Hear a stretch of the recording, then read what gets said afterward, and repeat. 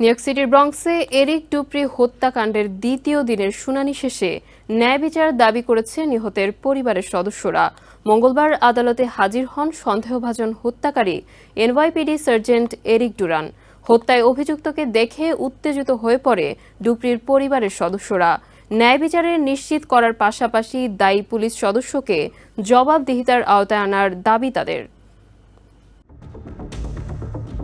New York সিটির ব্রঙ্কসের বাসিন্দা Eric ডুপ্রি হত্যা মামলায় মঙ্গলবার ব্রঙ্কস কাউন্টি কোর্টে দ্বিতীয় দিনের শুনানিতে উপস্থিত হন তার বোন ও পরিবারের অন্য সদস্যরা। আদালতে ডুপ্রি হত্যায় অভিযুক্ত এনওয়াইপিডি সার্জেন্ট এরিক ডুরান সামনে এলে কান্নায় ভেঙে পড়েন নিহত ডুপ্রির বোন। এ সময় তিনি বলেন, পুলিশের দায়িত্ব মানুষের জীবন রক্ষা করা, মেরে ফেলা নয়। আলোচিত এই হত্যা মামলা পরিচালনা করছে the new York attorney general office. Attorney general Letitia James জানান, একটি মাদক চক্রকে ধরতে গোপন অভিযানের অংশ হিসেবে নার্কোটিক্স ডিপার্টমেন্টের সঙ্গে কাজ করছিলেন এনওয়াইপিডির সার্জেন্ট এরিক ডুরান। পুলিশের দাবি, এই চক্রের সঙ্গে সরাসরি যুক্ত ছিলেন এরিক ডুপ্রি। গত 23 আগস্ট ব্রঙ্কসের কিংস ব্রিজ হাইটস আবাসিক এলাকার সামনে ওই চক্রের সন্দেহভাজন মাদক ব্যবসায়ী এরিক ডুপ্রি পুলিশকে ফাঁকি দিয়ে মোটর বাইকে করে পালানোর চেষ্টা করে। এ সময় তাকে থামাতে এরিক ডুপ্রির মাথায় এয়ার কুলার ছুঁড়ে মারেন ডুরান। এই আঘাতে ঘটনাস্থলেই মৃত্যু হয় ডুপ্রির। এই ঘটনায় ডুরানকে বিনা বেতনে বরখাস্ত করা হয়। গত জানুয়ারিতে ডুরান নিজেকে নির্দোষ দাবি করে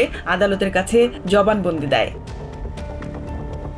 মঙ্গলবার শুনানির দিনে পুলিশের উপস্থিতিতে আদালতে হাজির করা হয় অভিযুক্ত সার্জেন্ট ডুরানকে। শুনানিতে ডুরানের আইনজীবী বলেন, এটি একটি দুর্ঘটনা। অন্যদিকে ডুপ্রির পরিবারের আইনজীবী জোনাথন রবার্টস বলেন, কাজটা ঠিক করেছিলেন কিনা তা সার্জেন্ট ডুরানই ভালো বলতে পারবেন। মামলার পরবর্তী শুনানি 30 জুন নির্ধারণ করেছে আদালত। শুনানির পর আদালতের বাইরে দুই পক্ষের মধ্যে উত্তেজনা দেখা দেয়। শুনানির আগে এরিক ডুপ্রির পরিবার ও Black Lives Matter Greater New York যৌথ সংবাদ সম্মেলন করে। সংগঠনের সদস্য শিবনা নিউসাম বলেন, এই মামলায় পুলিশের ভূমিকা প্রশ্নবিদ্ধ হয়েছে।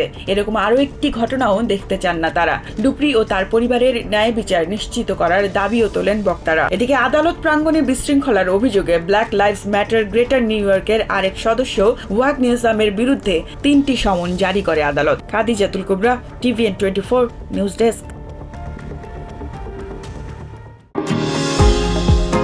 নিউ ইয়র্ক থেকে সম্প্রচারিত টিভিএন 24 টেলিভিশন বিশ্বজুড়ে বাঙালির কণ্ঠস্বর।